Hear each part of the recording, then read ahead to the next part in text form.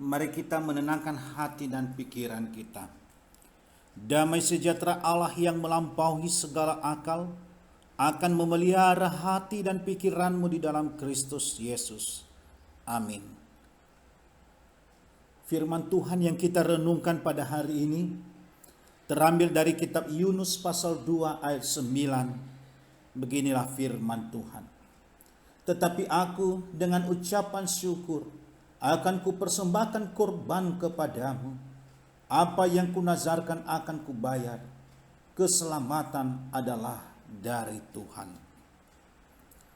Saudara-saudari yang dikasihi Tuhan, Khalil Gibran pernah berkata, kamu berdoa di saat sulit dan saat engkau butuh. Apa yang dikatakan oleh Khalil Gibran ini, kalau kita renungkan, ada benarnya. Sebab manusia cenderung teringat sang penciptanya di saat ia mengalami kesesakan. Sering sekali doa disampaikan di saat kita mengalami pencobaan, kesusahan, dan penderitaan. Hal yang sama juga yang dialami oleh seorang yang bernama Yunus, seorang yang dipanggil oleh Tuhan untuk menyampaikan kabar pertobatan kepada bangsa Niniwe. Bukannya ia taat dan pergi ke Niniwe, malah ia lari menuju Tarsis, sehingga ia mengalami berbagai kejadian yang tidak mengenakan. Kapal yang ia tumpangi diterjang oleh badai. Ia dibuang ke dalam laut, dibawa oleh gelombang arus air laut, sampai ditelan oleh ikan yang besar. Di dalam perut ikan, Yunus menyadari ketidaktaatannya kepada Tuhan, sehingga dengan hati yang penuh penyesalan, ia berdoa kepada Tuhan dengan berkata, tetapi aku dengan ucapan syukur akan kupersembahkan korban kepadamu. Apa yang kunazarkan akan kubayar. Keselamatan adalah dari Tuhan. Yunus mengakui bahwa keselamatan hanya dapat diperoleh di dalam Tuhan. Tidak ada kuasa yang menandingi kuasa Tuhan. Untuk itu ia bersyukur. Dan setelahnya Tuhan berfirman kepada ikan, dan ikan itu memuntahkan Yunus sampai ke darat.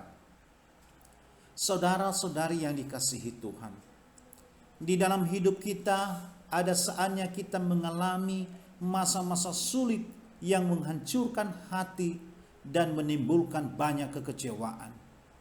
Di saat kita mengalami hal tersebut, janganlah keluh kesah dan menggerutu yang menguasai hati kita.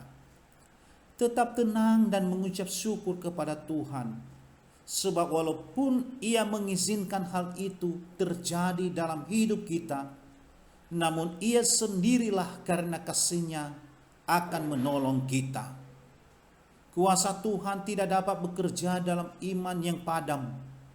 Sekalipun orang di sekitar kita berkata, penyakitmu tidak sembuh, rumah tanggamu akan hancur, anak-anakmu tidak akan baik masa depannya, keadaanmu akan terus miskin, engkau tidak punya masa depan yang baik. Namun selalu ada harapan dan jalan keluar di dalam Tuhan. Sebesar apapun persoalan hidup kita, Tuhan Yesus adalah jawabannya. Sebagaimana Tuhan sanggup mengeluarkan Yunus dari perut ikan, demikian juga Ia sanggup menolong kita. Amin. Mari kita berdoa. Kami bersyukur ya Tuhan atas firman-Mu yang telah kami dengar dan renungkan pada hari ini. Kami mohon, bimbinglah kami dengan kuasa Roh Kudus-Mu, sehingga kami tidak kehilangan pengharapan di saat kami mengalami masa-masa sulit. Sebab kami percaya Engkau sanggup menolong kami. Di dalam nama Yesus kami berdoa. Amin.